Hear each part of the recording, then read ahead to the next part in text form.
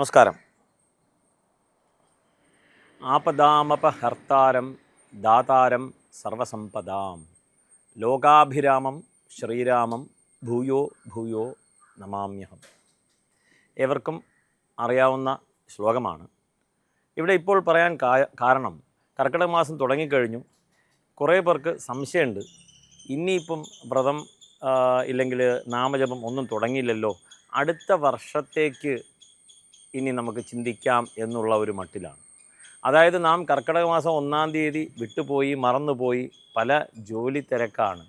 പക്ഷേ ഇനി അങ്ങോട്ട് തുടങ്ങാമോ, ദോഷമുണ്ടാവില്ലേ, ഒരു മാസം മുഴുവനും നമുക്ക് തികച്ച് ലഭിക്കില്ലല്ലോ എന്നിങ്ങനെ പല തരത്തിലുള്ള സംശയങ്ങളാണ്.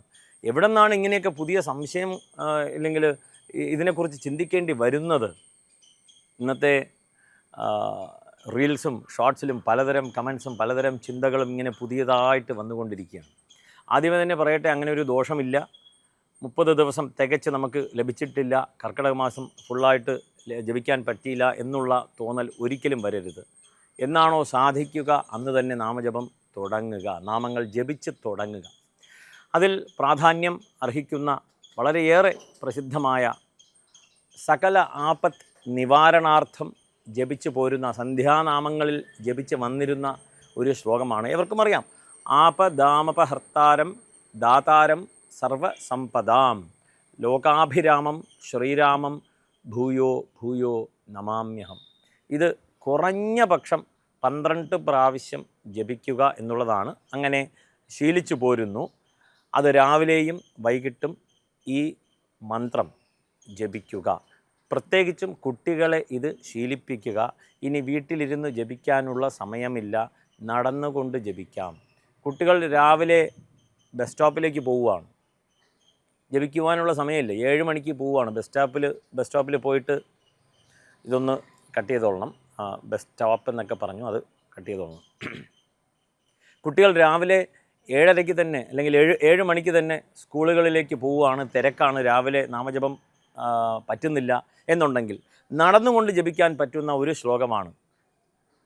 ബസ് സ്റ്റോപ്പിൽ നിൽക്കുകയാണ്, ബസ് കാത്ത് നിൽക്കുകയാണ്, അവിടെ തന്നെ ഒരു 5 മിനിറ്റ്, കൂടെ ആരെങ്കിലുമൊക്കെ ഉണ്ടാവുമല്ലോ.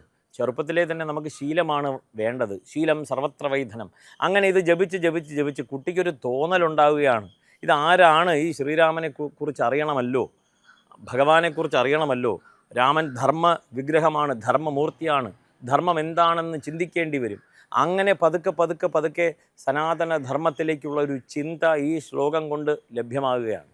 അപ്പോൾ രാവിലെ സമയമില്ല, ഇതിനൊന്നും സമയമില്ല എന്ന് പറഞ്ഞ് ഒരു 15 വർഷം 20 വർഷം കഴിഞ്ഞ ശേഷം, ഒരു ഡിഗ്രിയൊക്കെ ആയ ശേഷമാണ് ഇതിനെക്കുറിച്ചൊക്കെ ഒരു ചിന്തിക്കുന്നു ഉണ്ടെങ്കിൽ പെട്ടെന്ന് നമുക്കിതിലേക്കുള്ള ഒരു ഭക്തിശ്രദ്ധ വന്നെന്ന് വരില്ല, ഇല്ലെങ്കിൽ അത് വരാൻ പ്രയാസമാകുന്നു. അങ്ങനെ എപ്പോൾ സമയം ലഭിക്കുന്നു അപ്പോഴൊക്കെ ജപിക്കുവാൻ സാധിക്കുന്നു. ബസ്സിനകത്തിരുന്ന് ജപിക്കുക, ഓട്ടോയിൽ നമ്മൾ പോവുകയാണ്, ഒരു 5 മിനിറ്റ് ജപിക്കുക. ആപദാമപഹർത്താരം ദാതാരം സർവസമ്പദാം ലോകാഭിരാമം ശ്രീരാമം ഭൂയോ ഭൂയോ നമാമ്യഹം. അതോടൊപ്പം തന്നെ ഏവർക്കും അറിയാവുന്ന ശ്ലോകമാണ് ശ്രീരാമ രാമ രാമേതി രമേ രാമേ മനോരമേ സഹസ്രനാമ തത്തുല്യം രാമനാമ വരാനനെ. അങ്ങനെ രാമനാമത്തിൻ്റെ മഹിമയെ പറഞ്ഞു. അങ്ങനെ ശ്രീരാമ രാമ രാമേതി, രാമ രാമ രാമ രാമ രാമ എന്ന് ജപിക്കുക. ഇല്ലെങ്കിൽ ഹരേ രാമ ഹരേ രാമ രാമ രാമ ഹരേ ഹരേ, ഹരേ കൃഷ്ണ കൃഷ്ണ കൃഷ്ണ ഹരേ ഹരേ. ഇത് കുട്ടികളെ ദയവ് ചെയ്ത് ശീലിപ്പിക്കുക. നന്മ വരും എന്നുള്ളതിൽ തർക്കമില്ല. രാമൻ ഉണ്ടോ ഇല്ലയോ എന്നതെല്ലാം പിന്നീടുള്ള കാര്യമാണ്. ആദ്യം ഈ ശീലമാണ് നമുക്ക് വേണ്ടത്. ഏവരും ഇതിലേക്കൊന്ന് ശ്രദ്ധിക്കുമല്ലോ. നമസ്കാരം.